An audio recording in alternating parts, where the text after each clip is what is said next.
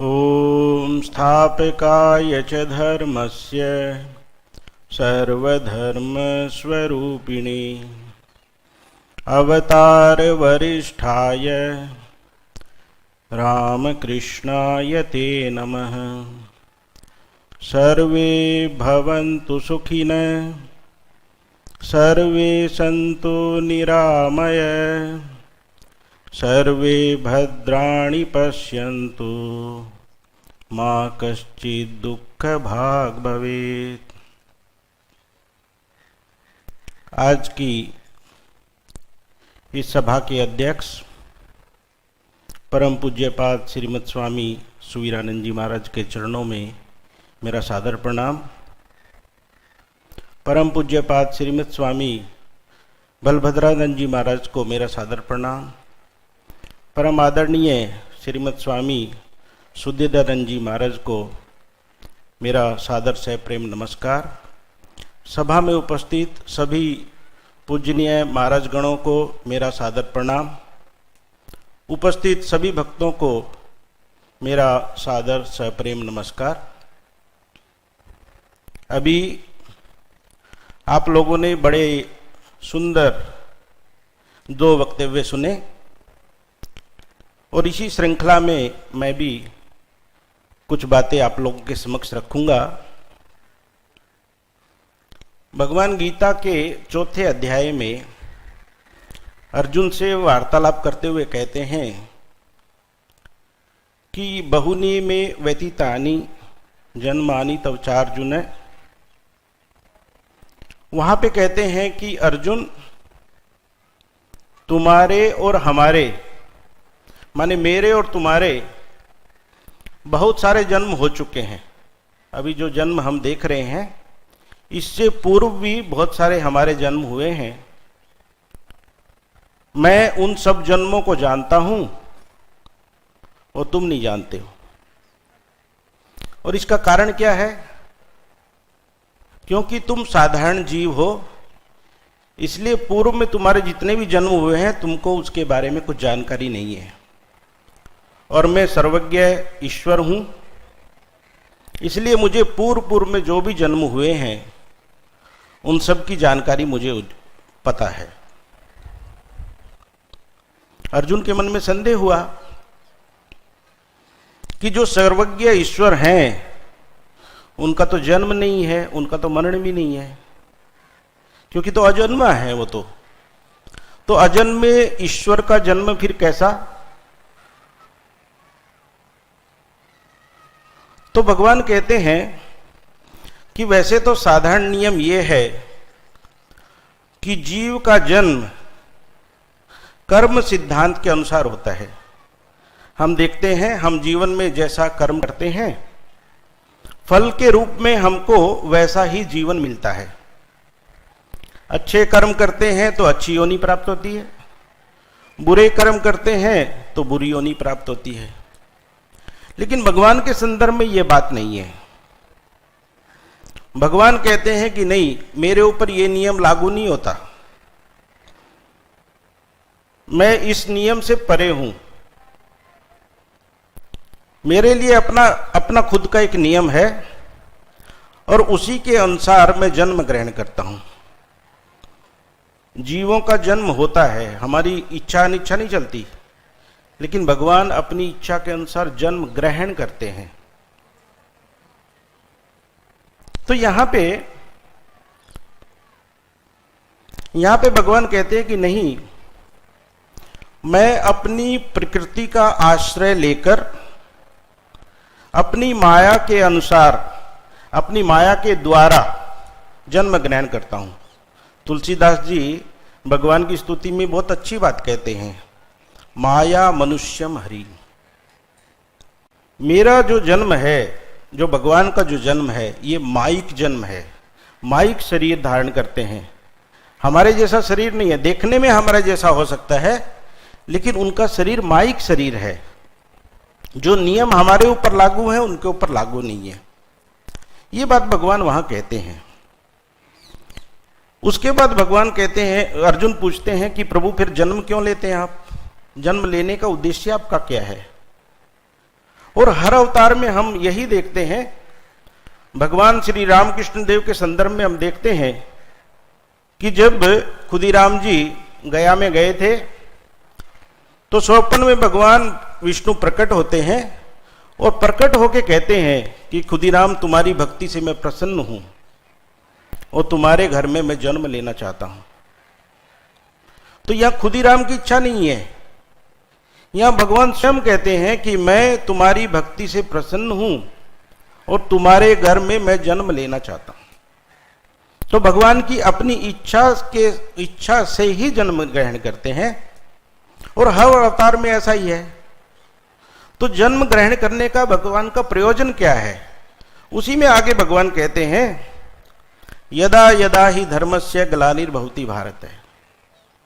वो कहते हैं कि जब जब धर्म की ग्लानि होती है, धर्म का ह्रास होता है, जब जब धर्म का पतन होता है और अधर्म बढ़ने लगता है संसार में,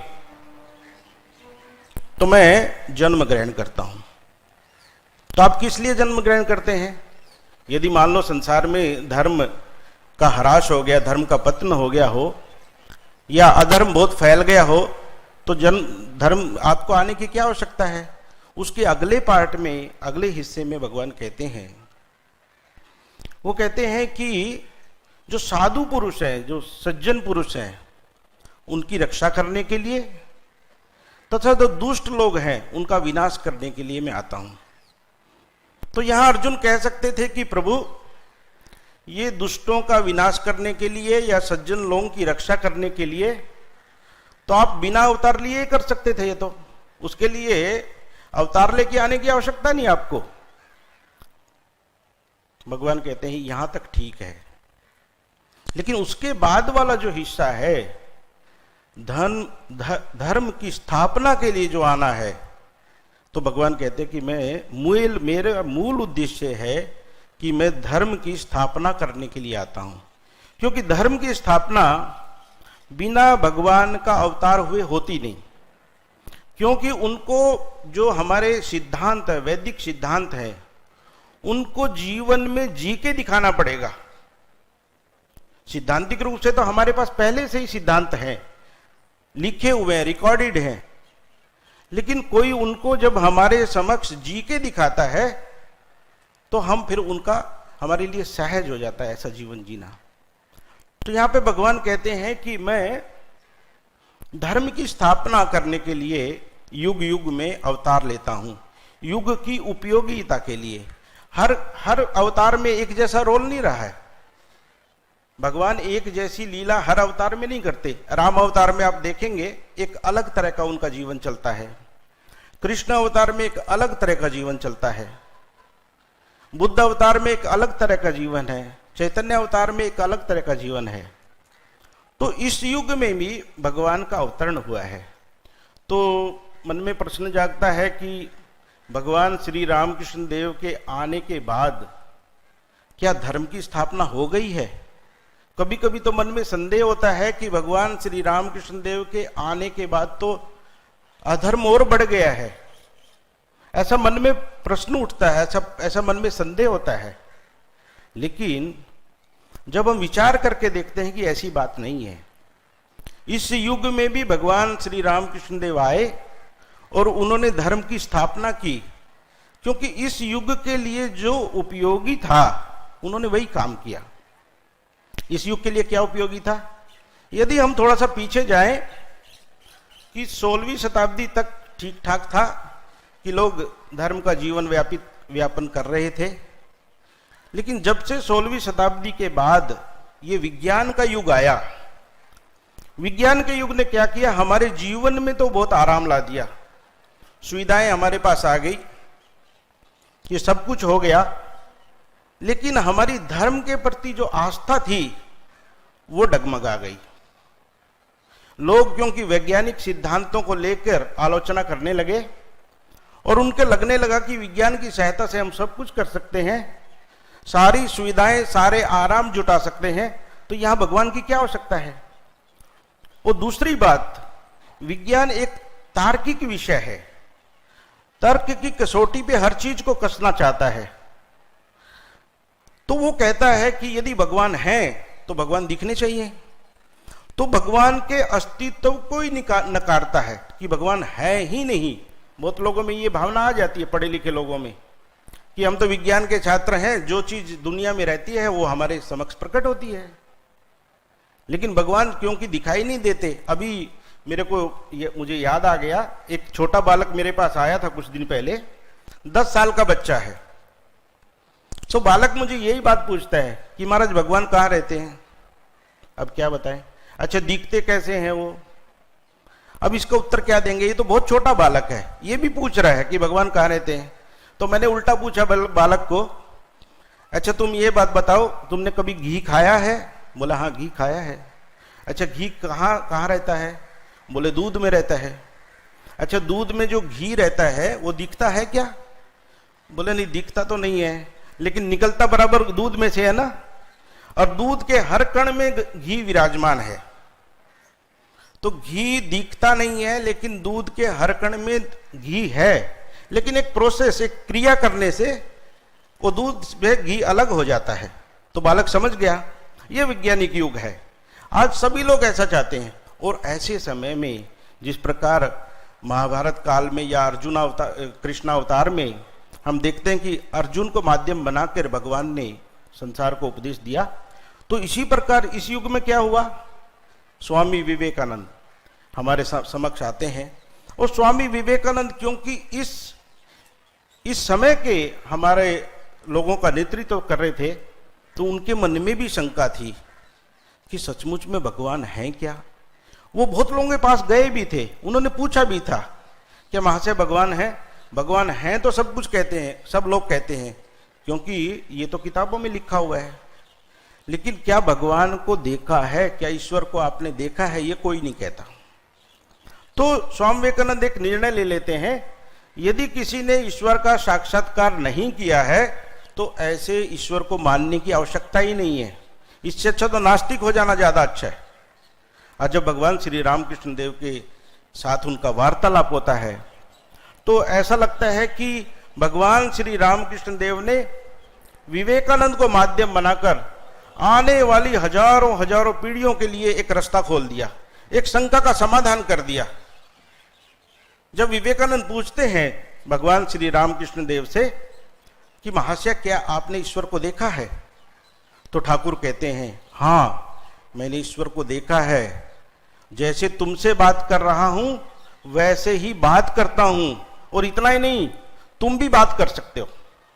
ये बहुत इंपॉर्टेंट बात है, क्योंकि मैंने एक एक्सपेरिमेंट कर लिया है साइंस का, क्योंकि ये साइंस का युग है। इस साइंस के युग में यदि किसी ने एक्सपेरिमेंट किया है तो उन क्रियाओं को करने से दूसरे लोग भी उसी परिणाम पर पहुंच सकते हैं। तो साइंस यही कहती है। तो यहां पे भगवान श्री रामकृष्ण देव कहते हैं विवेकानंद को, मैंने ईश्वर का साक्षात्कार किया है, मैंने ईश्वर को देखा है, और तुम भी ईश्वर को देख सकते हो, मैंने ईश्वर से बातें की हैं। लेकिन यहां एक बात है, कंडीशन अप्लाइड। इसका अर्थ क्या हुआ कि जैसा मैं कहूंगा वैसा करना होगा, और इसी में लोग हार जाते हैं। भगवान का साक्षात्कार सब लोग करना चाहते हैं, लेकिन भगवान का साक्षात्कार करने के लिए जो साधना पद्धति है उसको कोई करना नहीं चाहता। और यही भगवान श्री रामकृष्ण देव ने क्या किया कि हमारे लिए, इस युग के लिए एक इतनी सुगम साधना पद्धति हमारे सामने प्रस्तुत की। आप सभी लोगों ने वचनामृत पढ़ा होगा। वचनामृत में शुरू में 2 प्रश्न उद्धृत होते हैं। मास्टर महाशय भगवान श्री रामकृष्ण देव से 2 प्रश्न पूछते हैं, और वो सबके लिए हैं। एक तरह से मुझे ऐसा लगता है कि वो प्रश्न सबके लिए हैं। पहला प्रश्न कौन सा है? पहला प्रश्न है कि भगवान में मन कैसे लगे। भगवान में मन लगता नहीं, और मास्टर महाशय पूछ रहे हैं भगवान में मन कैसे लगे। मुझे स्मरण आ रहा है, एक युवक एक महात्मा के पास गया, और जाने के बाद वो पूछ रहा था कि महात्मा जी आपका मन तो भगवान में लग जाता है, लेकिन हमारा तो नहीं लगता, क्या करना चाहिए? तो महात्मा बड़े मजाकिया अंदाज के थे। महात्मा ने कहा तुम ऐसा करो, अपनी पत्रिका लेके आ जाओ कल। पत्रिका लेके आ गए युवक, और पत्रिका देख के महात्मा ने सीधी देखी उल्टी देखी, और उसके बाद मौन हो गए। युवक ने पूछा, पत्रिका देख के मौन क्यों हो गए? बोले, मौन इसलिए हो गए कि 1 महीने के बाद तुम्हारी मृत्यु होने वाली है। तो युवक ने पत्रिका वापस ले ली। उसने ये पूछा नहीं भगवान में मन कैसे लगे, वो जो प्रश्न था वो पूछा ही नहीं। पत्रिका लेके घर चला गया। घर जाके कमरे में बंद हो गया। पत्नी बोलती है, खाना खा लो। बोली, इच्छा नहीं है। चलो घूमने चले, इच्छा नहीं है। कुछ भी करता नहीं, न खाता है, न पीता है, न बात करता है, कुछ नहीं। कमरा बंद करके बैठा हुआ है। 1 महीने तक कमरे में बंद रहा। 1 महीने के बाद बाहर निकला। बाहर निकलने के बाद महात्मा के पास सीधा चला गया। महात्मा के ऊपर नाराज हो गया बहुत। बोले, महात्मा जी आप कह रहे थे 1 महीने में आप मर जाएंगे, आपने पत्रिका देख के बताया था। बोले, नहीं ये बात नहीं, आप ये बताओ 1 महीना आपने क्या किया? बोले, 1 महीना तो मैंने कुछ नहीं किया, सिर्फ भगवान भगवान भगवान भगवान, दिन रात भगवान को ही रट रहा था। बोले, देखो बात ऐसी है, जब 1 महीना तुम्हारे हाथ में था और तुमको ऐसा लग रहा था कि 1 महीने में मर जाओगे, तो संसार तुमको अच्छा नहीं लग रहा था? बोले, बिल्कुल अच्छा नहीं लग रहा था। अरे मैं तो ऐसा सोचता हूँ शायद कल ही में मरने वाला हूँ, इसलिए मेरा मन तो लगा ही रहता है। स्वामी जी ने भी ये बात कही है कि मृत्यु का चिंतन करो। तो ये तो जीवन का तो भरोसा नहीं है। तो ये महात्मा कहते हैं कि जब हम इस संसार को अनित्य समझते हैं, असार समझते हैं, ये सब छोड़ना पड़ेगा, तो मन तो लगेगा भगवान में। अभी हमने संसार को अनित्य समझा ही नहीं, हमने तो नित्य समझा है। कुछ भी सामान खरीदते हैं, अच्छा कितने साल चलेगा पूछ लेते हैं, 100 साल चलेगा क्या? अरे 100 साल तुम रहने वाले हो कि नहीं रहने वाले हो? तो कहने का अर्थ है हम संसार को एकदम पक्का समझते हैं कि सब समय रहेगा। तो यहाँ पे भगवान श्री रामकृष्ण देव से मास्टर महाशय पूछते हैं कि भगवान में मन कैसे लगे। और मास्टर महाशय का उत्तर, ठाकुर जी का उत्तर बहुत अच्छा है। ठाकुर जी कहते हैं, सदा सर्वदा नाम गुणगान करना चाहिए। पहला पॉइंट, सदा सर्वदा। अच्छा, सदा सर्वदा तो बहुत मुश्किल बात है। सुबह शाम तो हम कर सकते हैं, ये तो ठीक हो सकता है, लेकिन सब समय भगवान का नाम करना ये तो बहुत कठिन बात है। लेकिन मान लो हम सब समय भगवान का नाम नहीं करते हैं, तो हानि क्या होने वाली है? तो गीता में भगवान ने कह दिया कि मरते समय जिस भाव का आप स्मरण करेंगे उसी भाव के अनुसार आपकी गति होगी, आपको जीवन मिलेगा। जैसा आप विचार करेंगे, जैसा चिंतन करेंगे मरते समय, तो वैसा ही आपको शरीर की प्राप्ति होगी। तो मान लो भगवान का नाम निकलेगा नहीं तो क्या करेंगे? किन लोगों का निकलेगा? ठाकुर जी ने बड़ी सुंदर बात कही कि जो प्रोमिनेंट थॉट रहते हैं वही बाहर आते हैं। अब किसी ने बहुत सारी चीजें खाई हुई है, मूली भी खा ली है, तो ढकार तो मूली की आने वाली है, कितना भी कुछ खाया हुआ हो। तो कहने का अर्थ हुआ कि यदि हम सुबह शाम भगवान का नाम लेते हैं और पूरा दिन दूसरे व्यवहार करते हैं तो काम होगा नहीं। इसलिए भगवान आगे कहते हैं कि सब समय भगवान का नाम करना पड़ेगा। तो सब समय हम भगवान का नाम यदि करेंगे तो हमारा काम काज कैसे होगा? इसी को ठाकुर जी कहते हैं। ठाकुर जी के पास एक महिला आती है और ठाकुर जी ने पूछा उनसे कि साधन भजन कैसे चल रहा है? महिला कहती है ठीक नहीं चल रहा है। ईमानदारी से बताया, साधन भजन ठीक चलता नहीं। क्या दिक्कत है? बोले कि भाई का एक लड़का है, छोटा भतीजा, और जब ध्यान करने बैठती हूं तो उसकी आकृति आ जाती है, वो मन में आ जाता है, वो याद आ जाता है, तो फिर से आंखें खुल जाती है, तो जब ध्यान होता नहीं। तो ठाकुर जी बड़ा अच्छा उपदेश देते हैं वहां पे। ठाकुर जी कहते हैं ऐसा करो, वो जो भाई का लड़का छोटा है उसी को गोपाल मान लो। अब देखो, पहले भी वही काम कर रही थी, उसके बाद भी वही काम करना है, लेकिन भाव चेंज हो गया। अभी भाई का लड़का नहीं है, अभी भतीजा नहीं है, अभी वो छोटा गोपाल है। खाना बना रही है तो गोपाल के लिए खाना बना रही है, कपड़े पहना रही है गोपाल के लिए पहना रही है, उसको खिला रही है तो गोपाल को खिला रही है। तो 24 घंटे एक गोपाल का चिंतन, किसके माध्यम से? भाई के लड़के के माध्यम से। स्वामी जी ने का एक लेक्चर है, गॉड इन एवरीथिंग, सर्वत्र ब्रह्म दर्शन।